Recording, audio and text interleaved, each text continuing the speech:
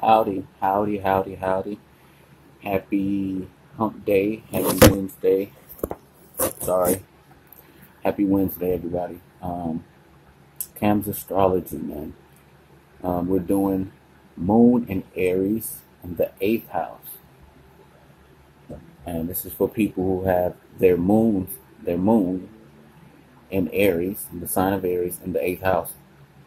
This is not for the sun sign Aries. If you're an Aries, you know yourself as an Aries. This is the moon sign. See, in astrology, especially these horoscopes, all these apps and these websites and things that offer your, okay, they'd be like, okay, this is what's going to happen for a Capricorn today. And that's not everything astrology is. Everybody thinks astrology is just you being your sun sign, and that's it. But you have to count all the planets. You have to look at what house they're in, the sign they're in, obviously, and everything else. So this is for the moon. The moon in Vedic astrology is given utmost importance, even more than the sun. And so that's why I started with the moon. So Moon in Aries in the eighth house. Wow. This is it's a pretty it's a lot going on here. And y'all know I like to start with peace of mind. That is like the biggest thing with the moon sign to me, because it's your mind. Wherever the moon sits, it shows you where your peace of mind will be had, at what area of life it'll come through. And if you have this position, is for the eighth house. What is the eighth house? Eighth house is the house of traumatic events. It's the house of traumatic experiences. Not traumatic, yeah, traumatic experiences, but more so on a basic level, your deep, intense emotional experiences, whatever those are. That's why it's a house of death, of sex and mystics and, transformation. Those deep, deep, deep things you cannot ignore. And the moon is here in Aries.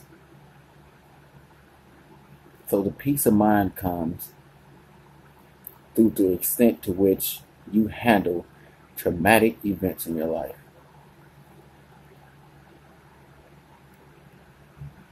In a very warlike, those songs where basically people are talking about, or the artist is talking about, this is not going to stop me. This terrible thing happened to me. This terrible thing happened, and then this great, wonderful thing happened, and then this even wonderful, better thing happened. That's the eighth house. They'll be like, it didn't knock me down. I'm still here, blah, blah, blah. Now, I'm not saying those people had this placement, but you get my point. This is the place where the peace of mind will come. It comes through your dealings with in-laws, through the subject of death. Everything that's occult and society views as like, what the fuck? And weird and not normal. This is that house. Those experiences, those deep emotional experiences, transformation, the actual married life, because the seventh house is marriage.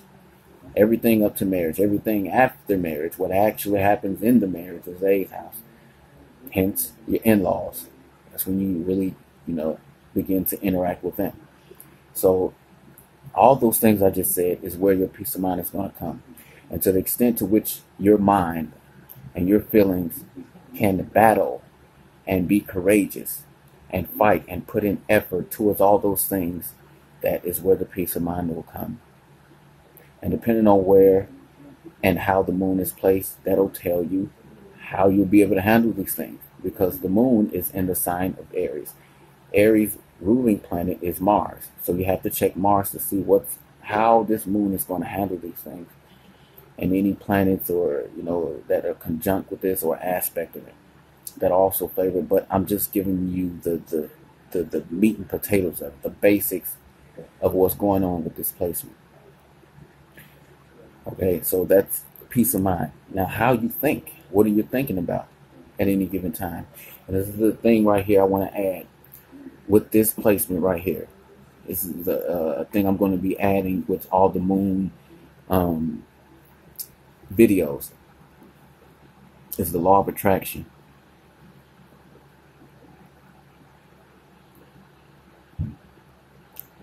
Because you attract things and people and circumstances with your mind, with the way you feel at any given time, right? That's the basis of it.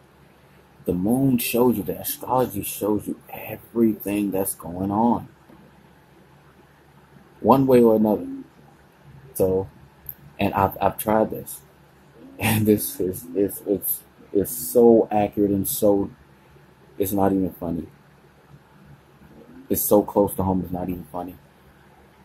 And I am not going to share anything with you guys. I'm not going to put you onto anything or anything that I have not seen myself over and over and over. I can share with, and I have not shared personally. And the law of attraction is one thing that I think everybody would want to know about and how it works, because we all hear about it, the magic of it, and how the good things you attract with everything, that all the great benefits of it. The moon mainly will show you how to activate it, what you're attracting, and what you're thinking about. So, in order to do that, you have to look and see where Cancer is sitting. Cancer for this video is in the 11th house. What is the 11th house? What is the 11th house activities is the more important thing, because that is what the moon is doing in the 8th house. That is what the moon is doing in the 8th house. It's not doing the 8th house things. It's fulfilling the agenda of the 8th house by doing the 11th house things. That's how you read planets in signs. The only exception to this is if a planet is sitting in its own sign. That means that the activities of that house, that the planet in question, whatever house it rules, is also fulfilling the agenda of the house. No matter who is looking at it, what planet is looking at it, how badly it's placed, is always protected, and it'll always do the thing with the house. But for this video, you are always thinking about 11th house things, because that's what Cancer is. Those are activities that the moon is doing. 11th house is activities that take place in the 11th house are you going and finding people and connecting and making groups with people, attempting to do these things. Attempting. Remember that. Attempting, not actually doing it. This is what you're going out. These are your intentions. You're attempting to find people who share your interests. Like-minded people. They think they have the same interests as you. As a group, you have the same. This is the house of groups, the 11th house. Big groups, huge groups. Like your network circle. I always think of King Arthur and the Round Table, or that big ass table where the CEO is sitting or whatever, and then he's got everybody else, all the people below him, the board of directors, if you will, sitting in all the other places. That's the network circle. That's this house. They all have this common objective, this common interest, and you're all trying to accomplish something, or trying to accomplish something, accomplish a dream, a goal, a long-term goal, a wish, because that's also 11th house. This is a house of gains. Your incoming gains. Oftentimes, more than not, more than likely, is going to come from your network circle. Who is helping you do this? That's the 11th house. 11th house shows you all the activities of 11th house is actually you going after your long-term goals, your long-term hopes, your wishes, is you attempting to gain in life. Incoming gains, mainly money. Pretty important house. It's the most important house as far as figuring out how much you will gain, what you will gain, when you'll gain it, all of that. So all of those activities are coming into the 8th house. Those are the things that you're thinking about.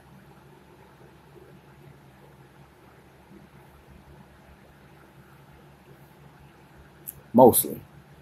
And what happens is, like I said before, if Moon is not in Cancer, we'll get to that like down the line. Moon is somewhere else. It's not in Cancer. So it's fulfilling another agenda. You're thinking about one thing and you're attracting another. That's the most basic, practical way I can put it to you. And more than likely, that's what's happening with people. There's a percentage of people born with Moon in Cancer, but we got to count all the 11 other signs, right? Those 11 signs have a higher probability of people being born in those signs than Cancer. So, that's probably what's going to happen. You're thinking about one thing and you're attracting another. You ever had this experience? So you're thinking about all those 11 house things I talked about. Also friendships, and your older siblings is also 11th house. You can look at that sign and see how your siblings would be, what they would be like. That sign that's sitting there. So you're always thinking about how can I gain? How can I gain? How can I make how can I amass a following? That's also this house. The house where you become a social icon, some kind of icon. Elvis Presley, Michael Jackson, Michael Jordan. They have, and I've looked at their charts, they have very powerful and prominent 11th house placements. So those are all the things you're always thinking about. How can I gain? How can I accomplish these, goals and dreams and things I want to accomplish? How can I become an icon? How can I, make a group? You're always thinking about the group and the things you have in common. Yet, that is not what you attract. You attract emotional, deep emotional, intense experiences. Think about those things and you attract all the 8th house things. That what comes to you because it's sitting in that house. It's fulfilling that house's agenda. By you thinking about those things, it transforms your mind.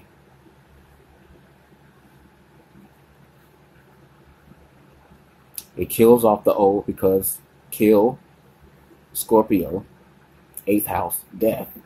This is a house of death. It kills off everything. And we're not just talking actually, we're not talking about death. We're talking about, when I say death, and I'm talking about the 8th house, when you hear this from anybody else, it means that something that is old and molded and worn out and unuseful is being destroyed so something new can come about. And from that destruction, something new comes. So how can we put this together? How can we make an astrological sentence from this? By thinking about how much you gain, it transforms your mind into It transforms your mind. And if you have this placement that needs to happen in order to gain, you're always thinking about, how can I gain? What's going on with the group? What's going on? How can I accomplish this long-term goal? This big thing that I want to do. This dream, this dream. You know, we have all dreams. We all have dreams, that things that we want to do. The highest of highs, the dreams that we want to do. You're always thinking about those things. And what actually happens, it transforms your mind. It kills off something that's old that you were thinking about, so something new can come about. Some new idea, perhaps. Some new person can come into your life. That's what happens here with this placement. You think very, the thoughts are very quick, and they're very impulsive. Because Aries, and we're talking about Aries, and your mind is very impulsive. Like, you want to act. Like, you'll think about, here, I'll give you an example. You'll think about an idea. How can I gain, right?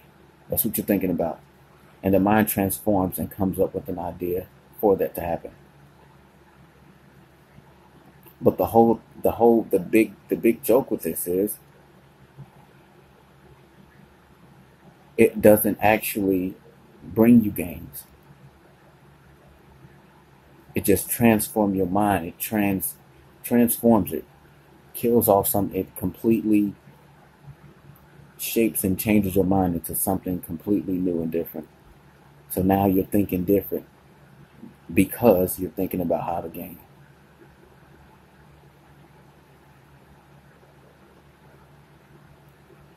And the mother is also this way. She's very, she perhaps goes through a lot of traumatic events, a lot of deep emotional, intense experiences. And she's constantly transforming.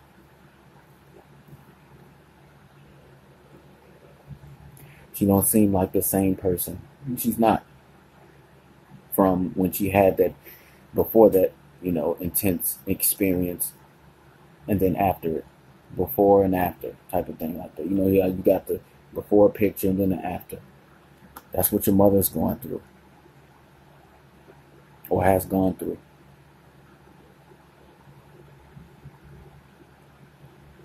And she's very aggressive, assertive, very headstrong, very warlike, very she wants to battle these things. She battles these experiences because Aries is here. She has to battle. She has to be courageous and put effort and action and energy into this thing in order to transform. Okay, your emotions, right, are expressed. They come from a very deep place. And when they come out, it's like a volcano. But just as quickly, the volcano calms. It goes, it's like, phew. And it's not like, phew. It doesn't erupt like, and just keep, a steady eruption. When you, even if, whether it's a good or bad emotion, it comes out like a volcano, like, boom. Because this is the house of the deep, the dark, the intense, the unknown. And the moon is there. Your feelings are there. And Aries. So Aries is fighting down there. And then when it comes out, it's like a volcano. It's like, oh, wow. These are some of the most, when these people come, when they express their emotions and their thoughts, it transformed their mind. That's why it's so powerful. That's what I'm saying. It transformed the mind. That's how powerful it is. This is a powerhouse. Very powerful. Very powerful. so powerful that it turns your mind into something completely different. You don't think the same anymore after that experience. You don't feel the same. Okay? Okay? And the concept of bhavam, house to house relations. And Cancer, Moon is 10 places away from Cancer. So the eighth house becomes the accomplishments of the 11th house. I'll say it again. The eighth house becomes accomplishments of the 11th house. By thinking about all those things, thinking so intense, not intensely, but thinking so impulsively, so headstrong, so aggressively about 11th house things, your goals and your long-term dreams and your wishes and your gains and your group activities and being that social icon, making a change in the world. That social reform. That's this house, 11th house. Also, deep emotional experiences happen. A transformation comes about that completely changes your thinking and your feelings forever. That is the accomplishments of the 11th house. By thinking about all those things, it comes into the 11th house and transforms the mind and the feelings. So I hope this helped. If you have this placement, I really hope it helped in helping you understand, or people who know people that are like this. Understanding dissolves the problem. Once you know what's going on, it doesn't bother you anymore. That's the one of the biggest things about astrology. All right, so y'all have a good night. We'll be back tomorrow with Moon and Aries in the ninth house. Peace.